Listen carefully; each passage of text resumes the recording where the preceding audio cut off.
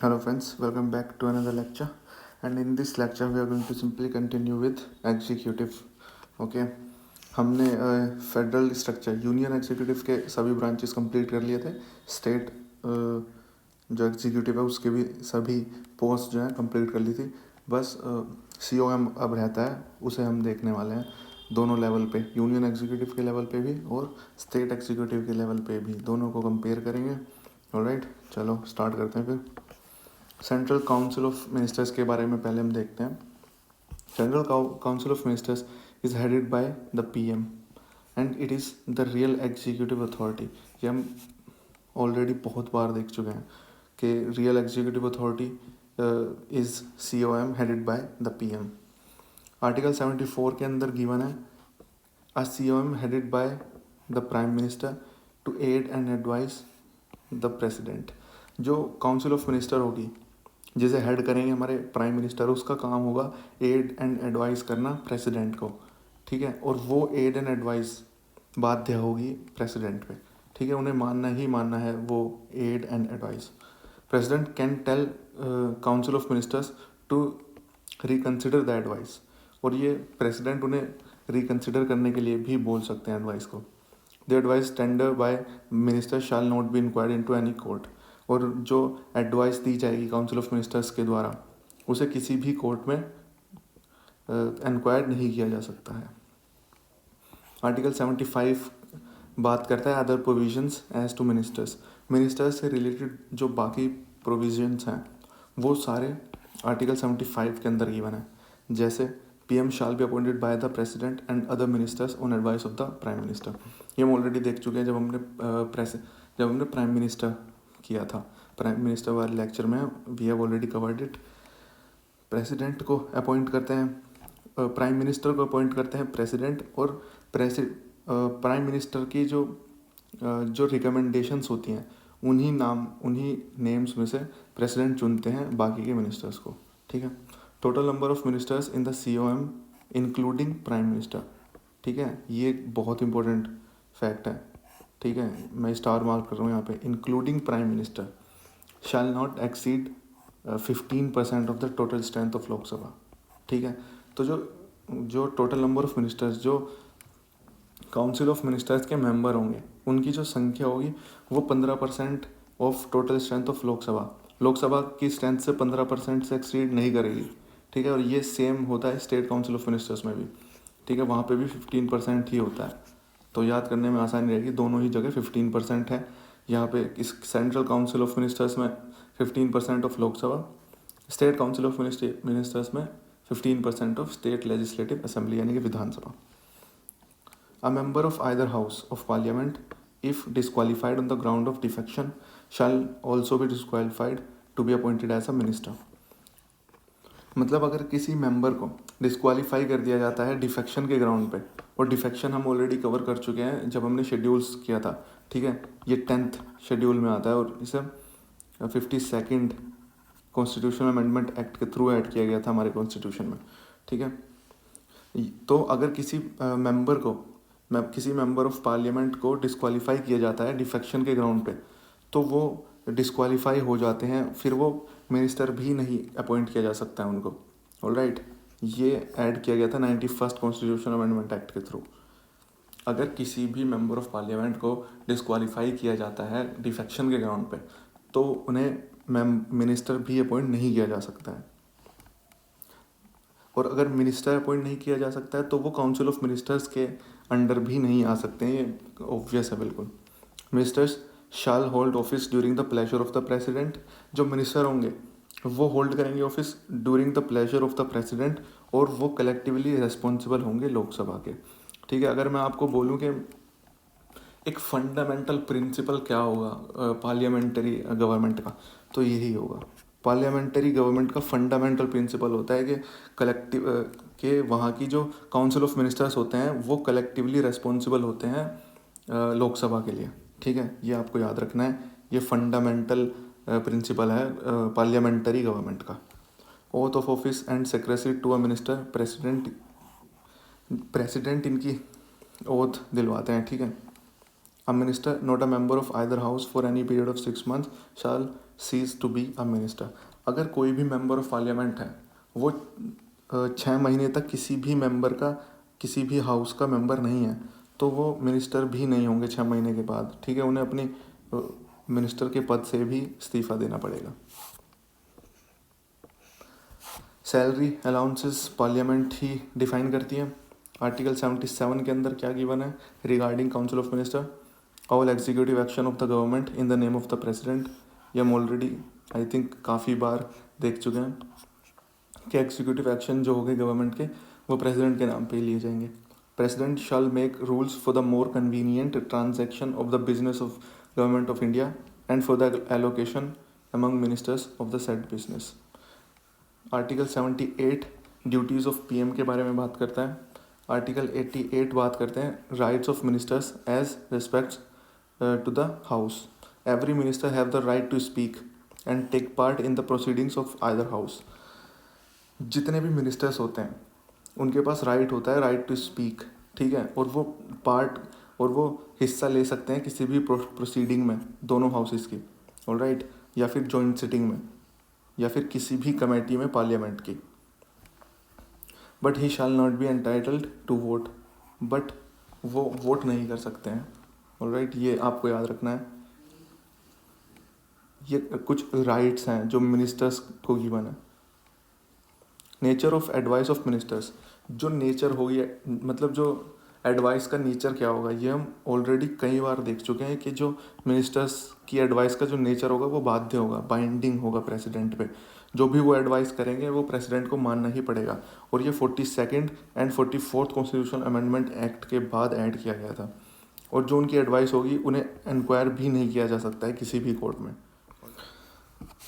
And in 1971 supreme court की एक बहुत इंपॉर्टेंट जजमेंट आई थी जिसके अंडर उन्होंने ये बोला था कि even after the dissolution of Lok Sabha की डिसोल्यूशन के बाद भी जो काउंसिल ऑफ मिनिस्टर्स होंगे it doesn't cease to hold office, ठीक है। ये बहुत इंपॉर्टेंट एक स्टेटमेंट है, make sure you remember this. Under article 75 clearly says the council of minister is collectively responsible to Lok Sabha, ये हम ऑलरेडी देख चुके हैं, and individually responsible to the president. पिछले स्लाइड में हम ऑलरेडी ये कवर कर चुके हैं। नो लीगल रेस्पॉन्सिबिलिटी, अब इसका क्या मतलब है, इसके एक बार देखते हैं। In Britain every order of the king is countersigned by a minister. जो भी ऑर्डर वहाँ के किंग या फिर क्वीन के थ्रू दिया जाता है उसे काउंटर साइन भी किया जाता है, मतलब दोबारा से साइन भी किया जाता है वहाँ के मिनिस्टर के थ्रू भी, ठीक है। तो अगर वो जो ऑर्डर होगा अगर वो वायलेट करेगा वहाँ के किसी भी फंडामेंटल राइट को या किसी भी राइट को, तो वहाँ पे मिनिस्टर को भी रिस्पॉन्सिबल ठहराया जाएगा वहाँ पे। लेकिन इंडिया के अंदर ऐसा कोई भी प्रावधान नहीं है, कोई लीगल रेस्पॉन्सिबिलिटी का कोई प्रावधान नहीं है। In India no system of legal responsibility of a minister, not required to counter sign any order of parliament by minister, ठीक है। तो जो ऑर्डर ऑफ पार्लियामेंट होता है उसे मिनिस्टर द्वारा साइन नहीं किया जाता है यहाँ पे, ठीक है। अब ये कंपोजिशन के बारे में बात करते हैं, जो काउंसिल ऑफ मिनिस्टर्स की कंपोजिशन क्या होती है उसके बारे में बात करते हैं, बहुत इंपॉर्टेंट है, ठीक है, कई बार इससे क्वेश्चन आए हुए हैं। इसकी कंपोजिशन में तीन पोस्ट्स के बारे में आपको याद रखना है। Cabinet ministers, ministers of state, deputy ministers, ठीक है। Cabinet ministers, ministers of states and deputy ministers. अब इनके बारे में एक बार देख लेते हैं। पीएम जो होते हैं वो सुप्रीम गवर्निंग अथॉरिटी होते हैं कंट्री के, और जो काउंसिल ऑफ मिनिस्टर्स होती हैं इन्हें भी ये पीएम ही हेड करते हैं, ऑलराइट। कैबिनेट मिनिस्टर्स जो होते हैं they hold the important ministries of the central government like home ministries, defence ministry, finance ministry, external affairs and so forth. They are members of the cabinet attend its meeting. ये member होते हैं cabinet के, ठीक है। Cabinet ministers के अंदर जो important portfolios होते हैं जैसे home ministry, defence ministry, finance ministry, external affairs, ये इनके जितने भी मिनिस्टर्स होते हैं ये कैबिनेट मिनिस्टर्स मिलके कैबिनेट मिनिस्टर्स का पार्ट बनाते हैं। The ministers of state can either be given independent charge of a ministry department और can be attached to cabinet ministers. अब जो मिनिस्टर होते हैं स्टेट के, या तो उन्हें independent portfolio, independent you can say a department, independent department भी दे दिया जाता है रन करने के लिए, या फिर इन्हें अटैच किया जाता है कैबिनेट मिनिस्टर्स के साथ। They work under the supervision of cabinet ministers in case of attachment. अगर उन्हें अटैच किया जाता है कैबिनेट मिनिस्टर से तो ये उनके सुपरविजन में ही काम करते हैं। In case of independent charge they perform the same functions in relation to their department as cabinet minister. अगर इन्हें इंडिपेंडेंट चार्ज दिया जाता है तो इनका फंक्शन सेम होता है जो एक कैबिनेट मिनिस्टर का होता है। Okay, not a member of a cabinet, ये कैबिनेट के पार्ट नहीं होते हैं। काउंसिल ऑफ मिनिस्टर के पार्ट होते हैं लेकिन ये कैबिनेट के पार्ट नहीं होते हैं।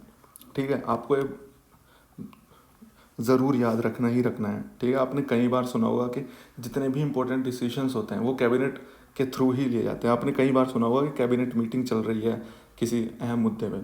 ठीक है, तो वो उसके अंदर यही सब आते हैं, defence minister, finance minister, external affair minister या home minister.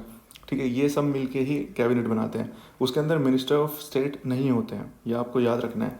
Not a member of cabinet, do not attend cabinet meetings unless specially invited. या तो उन्हें स्पेशली इन्वाइट किया जाए, otherwise they don't attend cabinet meetings. ठीक है, नाम से ही पता चल रहा है कैबिनेट मिनिस्टर्स मतलब कैबिनेट की जो मीटिंग्स होगी उसके अंदर कैबिनेट मिनिस्टर्स ही होंगे।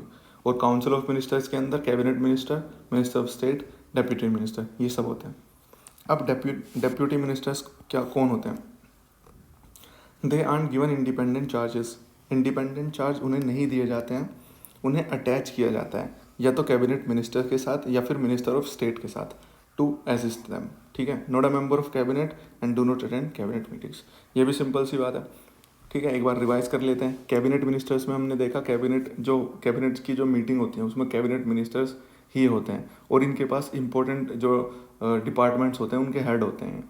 मिनिस्टर ऑफ स्टेट में या तो इन्हें अलग डिपार्टमेंट दिया जाता है या फिर इन्हें अटैच किया जाता है कैबिनेट मिनिस्टर्स के साथ। और डिप्यूटी मिनिस्टर्स को अलग से कोई भी डिपार्टमेंट नहीं दिया जाता है, इन्हें अटैच ही किया जाएगा, या तो कैबिनेट मिनिस्टर्स के साथ अटैच किया जाएगा या फिर मिनिस्टर ऑफ स्टेट के साथ अटैच किया जाएगा। Alright, one more category of ministers, parliamentary secretaries, member of the last category of council of minister. एक और कैटेगरी होती है मिनिस्टर्स की, वो होती है पार्लियामेंट्री सेक्रेटरीज। ठीक है, no department under their control, attached to senior minister and assistant. इनके अंडर में कोई डिपार्टमेंट नहीं होता है, इन्हें अटैच किया जाता है सीनियर मिनिस्टर्स के साथ to assistant. Council of minister में also include a deputy prime minister appointed mostly for political reasons. Council of ministers के अंदर एक डेप्यूटी सीएम को भी अपॉइंट किया जा सकता है केवल और केवल पॉलिटिकल रीजंस की वजह से। ऑलराइट, अब कैबिनेट और काउंसिल ऑफ मिनिस्टर्स के अंडर जो डिफरेंसेस हैं वो देख लेते हैं। आई एम श्योर अब तक आपको क्लियर हो गया होगा, लेकिन स्टिल एक बार देखना ज़रूरी है। देखिए, काउंसिल ऑफ मिनिस्टर्स के अंदर 15% होता है ऑफ लोकसभा। ठीक है, हम ऑलरेडी देख चुके हैं, तो 60 to 70 मिनिस्टर्स हो जाएंगे इसके अंदर। वहीं पे कैबिनेट के पास केवल और केवल 15 to 20 मिनिस्टर्स होते हैं। ठीक है, अब काउंसिल ऑफ मिनिस्टर्स की हम देख चुके हैं composition, cabinet ministers, ministers of state और डेप्यूटी मिनिस्टर्स। लेकिन कैबिनेट में केवल और केवल कैबिनेट मिनिस्टर्स ही होंगे। कोई और मिनिस्टर भी इसका पार्ट हो सकते हैं, लेकिन तभी होते हैं वो उसका पार्ट जब उन्हें स्पेशली इन्वाइट किया जाता है। Alright, doesn't meet as a body to transact government business, no collective function. इनका कोई कलेक्टिव फंक्शन नहीं होता है और ये मिलते भी नहीं है एज अ बॉडी। ठीक है, to transact government business. While on the other hand cabinet meets as a body usually once a week to deliberate and take decisions, it has collective function. ठीक है, कैबिनेट की meetings हर हफ्ते में एक बार या फिर रेगुलर बेसिस पे होती ही होती है और जितने भी इंपॉर्टेंट डिसीजंस होते हैं वो कैबिनेट मीटिंग्स में ही लिए जाते हैं। All power but in theory, council of ministers के पास सारी पावर होती है लेकिन बस थ्योरी में ही होती है, क्योंकि रियल में जो पावर होती है वो कैबिनेट के पास होती है। In exercises in practice the power of COM and thus act for the latter. ठीक है, काउंसिल ऑफ मिनिस्टर्स की सारी पावर कैबिनेट के पास ही होती है, ये आपको याद रखना है। ठीक है, अगर हम देखा जाए तो काउंसिल ऑफ मिनिस्टर्स हो जाएगा प्रेसिडेंट और कैबिनेट हो जाएगा प्राइम मिनिस्टर। ठीक है, ऑन पेपर सारी पावर काउंसिल ऑफ मिनिस्टर्स के पास होती है लेकिन रियल पावर होती है कैबिनेट के पास। Functions are determined by the cabinet, इनके फंक्शंस भी कैबिनेट के द्वारा ही डिटरमाइन किए जाते हैं. Directs the council of minister by taking policy decision which are binding on all ministers. Implements the decisions taken by the cabinet. और जो कैबिनेट डिसीजन लेती है उसे इम्प्लीमेंट कराने का काम होता है काउंसिल ऑफ मिनिस्टर्स का. ठीक है. Cabinet supervises the implementation of its decision by COM. वही बात है. It enforces the collective responsibility of COM to the Lok Sabha, collectively responsible to the Lok Sabha. ये हम ऑलरेडी देख चुके हैं. ठीक है. तो ये इनके बीच का डिफरेंस था काउंसिल ऑफ मिनिस्टर्स का और कैबिनेट का. अब जल्दी से एक बार रोल देख लेते हैं, कैबिनेट का रोल क्या होता है. ठीक है. उसके बाद फिर स्टेट काउंसिल ऑफ मिनिस्टर्स देख लेंगे. वो बिल्कुल सिमिलर लाइंस पे है जैसे सेंट्रल काउंसिल ऑफ मिनिस्टर्स है. ठीक है. तो एक बार रोल देखते हैं कैबिनेट का रोल क्या होता है. It is the highest decision making body, chief policy formulating body of the central government, chief coordinator of central administration, advisory body to the president and its advice is binding on him. ठीक है. ये सारी चीज़ें हम already cover कर चुके हैं, बस इनको क्लब कर दिया है ताकि आपको आंसर राइटिंग में थोड़ी हेल्प हो सके. ठीक है. जो हमने अलग अलग जगहों पे अलग अलग स्लाइड्स में जो चीज़ें पढ़ी हैं उनको क्लब करके एक स्लाइड में लिख दिया है ताकि आपके लिए थोड़ा इजी हो जाए. ठीक है. कैबिनेट का ये रोल होता है कि हाईएस्ट डिसीजन मेकिंग बॉडी होती है. इनकी जो एडवाइस होती है वो भी बाइंडिंग होती है प्रेसिडेंट पे. Chief crisis manager and thus deals with all emergency situations, deal with all legislative and financial matters, exercises control over higher appointments like constitutional authorities and senior secretariat administrators, deals with all foreign policies and foreign affairs. ठीक है. तो ये काम होता है cabinet का. जितना भी इम्पोर्टेंट काम होता है वो सब कैबिनेट का ही होता है, चाहे वो फाइनेंस से रिलेटेड हो चाहे लेजिस्लेटिव प्रोसेस हो. ठीक है. अब किचन कैबिनेट को एक बार समझते हैं. किचन कैबिनेट को you can say it's informal cabinet. ठीक है. देखिए जहाँ तक बात है कैबिनेट की, तो वहाँ पे PM उसके हेड होते हैं. 15 to 20 मोस्ट इंपॉर्टेंट मिनिस्टर्स उसके अंदर होते हैं. कैबिनेट की बात चल रही है यहाँ पे. ठीक है. किचन कैबिनेट की बात नहीं हो रही है यहाँ पे, कैबिनेट की बात हो रही है. Highest decision making body in a formal sense. ठीक है. वहीं पे जो किचन कैबिनेट होती है उसे इनर कैबिनेट भी बोलते हैं. And it is a smaller body. PM and 2 to 4 influential colleagues. PM होते हैं इसके अंदर और 2 से 4 जो इन्फ्लुएंशियल मिनिस्टर्स होते हैं वो मिल के बनाते हैं किचन कैबिनेट को. ठीक है. ये एक इनफॉर्मल जो है इनफॉर्मल कैबिनेट बोल सकते हैं आप इसको. More efficient, can meet more often, can maintain secrecy, reduce the authority and its status of cabinet as the highest decision making body. ठीक है. अब स्टेट काउंसिल ऑफ मिनिस्टर्स को जल्दी से देख लेते हैं. ये सिमिलर लाइन पे ही है. जैसे जैसे आपने जो चीज़ें यूनियन काउंसिल ऑफ मिनिस्टर्स यानी कि सेंट्रल काउंसिल ऑफ मिनिस्टर्स में देखी है वो सेम चीज़ें ही अप्लाई होंगी स्टेट काउंसिल ऑफ मिनिस्टर्स पे. ठीक है. बस इनके आर्टिकल थोड़े से डिफरेंट है. जैसे वहाँ पे 74 था तो सेम आर्टिकल यहाँ पे 163 होगा. इन्हें याद करने की देखिए एक ट्रिक है. जो आर्टिकल 74 यूनियन एग्जीक्यूटिव के बारे में बात करेगा वो सेम बातें अगर स्टेट एग्जीक्यूटिव के बारे में देखनी है तो वो 63 और 1, 7 में से एक कम कीजिए 6, 4 में से एक कम कीजिए 3 और 1 लगा दीजिए बस. ठीक है. अगर कोई आर्टिकल 75 यूनियन एग्जीक्यूटिव के बारे में जो बातें कर रहा है वो बातें लिखी होंगी 164 आर्टिकल के अंदर. अगर आप स्टेट काउंसिल ऑफ मिनिस्टर्स की स्टेट एग्जीक्यूटिव के बारे में देखेंगे तो. ठीक है. आप देख सकते हैं मतलब एक छोटे से ट्रिक है. ठीक है. अगर आपने नोटिस किया होगा तो ऐसा ही चलता आ रहा है यूनियन एग्जीक्यूटिव में भी और स्टेट एग्जीक्यूटिव में भी. Alright. Article 163 council of minister to aid and advise the governor, और ये सेम आर्टिकल 74 है यूनियन एग्जीक्यूटिव के केस में. COM headed by State Council of Ministers headed by CM to aid and advise the governor of his functions except in so far as he is required to exercise his functions in his discretion. If any question arises whether a matter fall within the governor's discretion or not, decision of governor shall be final. देखिए यहाँ पे एक catch है. जो central council of ministers headed by the prime minister, उनकी जो advice होगी वो प्रेसिडेंट पे बाइंडिंग होगी. ध्यान से सुनिए मैं क्या बोल रहा हूँ. जो central council of ministers headed by the PM, उनकी जो एडवाइस होगी वो बाइंडिंग होगी प्रेसिडेंट पे. Where as state council of ministers headed by the CM, इनकी एडवाइस बाइंडिंग नहीं होगी गवर्नर पे। ठीक है, मैं आपको फिर बता रहा हूँ, advice of ministers to the governor shall not be inquired into any court. ठीक है, आर्टिकल 164 के बारे में अब बात करते हैं।